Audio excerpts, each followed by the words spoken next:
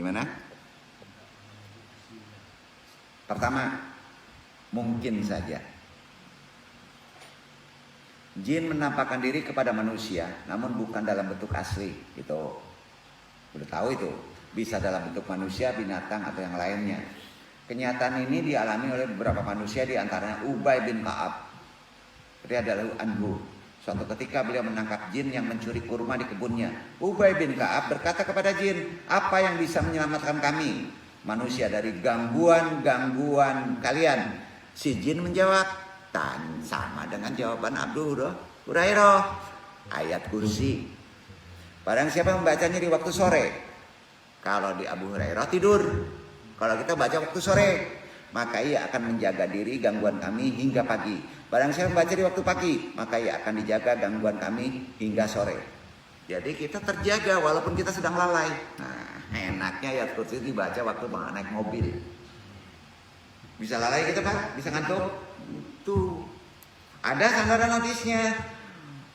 Lalu paginya Ubay menemui Rasulullah untuk menuturkan hal itu. Dan beliau menjawab, si buruk itu berkata benar. Hadis riwayat Al-Hakim 264. Banyak perawi, sanadnya kuat. Kejadian yang semisal juga kan dialami Abu Hurairah. Cuman perbedaannya dalam konteks waktu pengamalan. Kali ini dia benar kata Nabi, meskipun aslinya dia pendusta. Hadis riwayat Bukhari 2311. Tadi sudah dibahas, jadi 2 ayat kursi.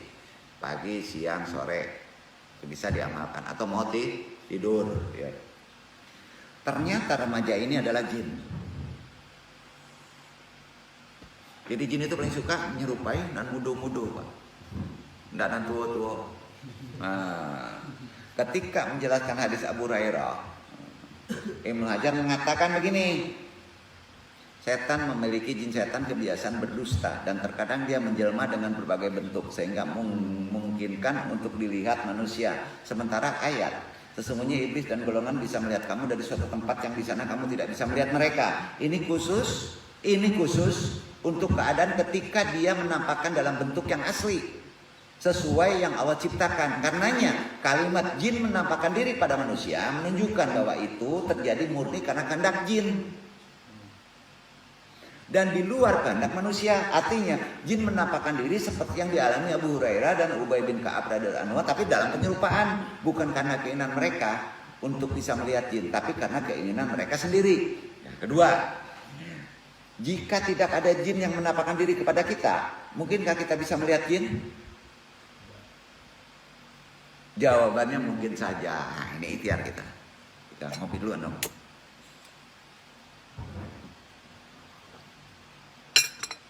Siap ya? Jika si manusia mengajukan permintaan kepada jin. Sampai? Kalau kita mengajukan permintaan kepada, gimana caranya? Tunggu dulu. Wah, ada yang ngejar nih. Tunggu dulu.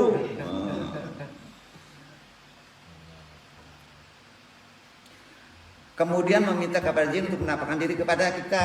Jika jin mengabulkan keinginannya, dia bisa melihat. Dan jika tidak, berarti jin tidak bersedia. Umumnya zaman sekarang mengizinkan. Nggak percaya Bapak streaming aja. Tantang aja. Jin, perlihatkan kepada saya. Lihat. Kelihatan? Berani ngomong gitu? Namun ingat, risalah Andung ini bukan memotivasi Ivan ya. Andung tidak menyampaikan amalan secara jelas. Bukan untuk memotivasi begitu. Ya. Untuk mengajukan permintaan kepada jin agar bisa dilihat. Sama sekali bukan untuk. Cuman bukan aslinya ya. Nah, bahkan Andung mengingatkan agar semacam ini dijauhi ya. Nah, kenapa? Satu, jin memiliki karakter pendusta sebagaimana yang ditegaskan Nabi. Ya. Kali ini dia benar meskipun aslinya dia pendusta. Betul? Nah. Yang kedua, umum jin ketika diminta manusia akan mengajukan syarat. Sampai Pak? Kamu bisa menyediakan kepala kerbau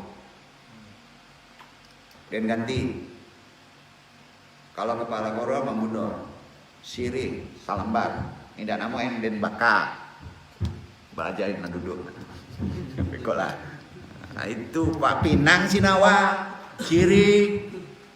Bayi itu ada nggak bakat kodam? Jadi kan memang sulit dipelajari Pak.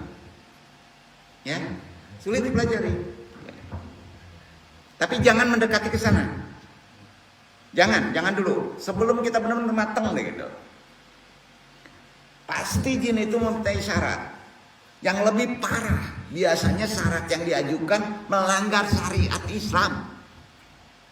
Itu yang parah. Ketika manusia memenuhi syarat itu, berarti dia ridho jin, bukan ridho Allah. Berarti maksiat kepada Allah. Nauzubillah min dzalik gitu. Nah, ini susahnya.